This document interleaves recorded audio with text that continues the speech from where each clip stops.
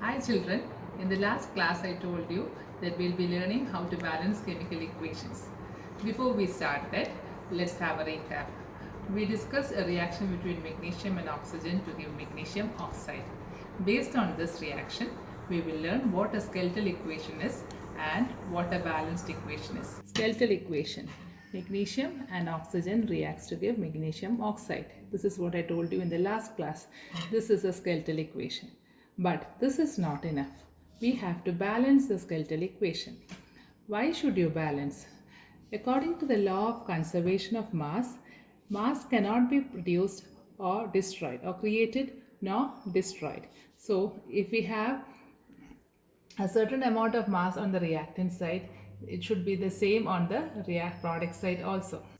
According to the law of conservation of mass, mass cannot be created nor destroyed.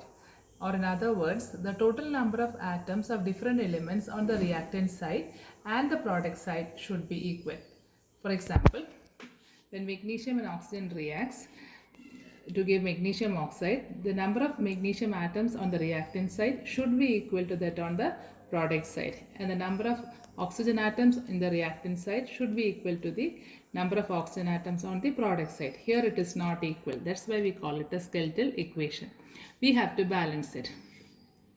We know that here there is 2 and here there is just 1. So we write a 2 there. We get 2 MgO. When we write 2 MgO, magnesium also becomes 2. So we write 2 in front of magnesium also. So we get 2 Mg plus O2 giving 2 MgO. This is the left hand side of the reaction and this is the right hand side of the reaction. And left hand side corresponds to reactants and right hand side corresponds to products. The number we write along with the symbol, that is called coefficient. We choose coefficient depending upon how we get a balanced equation.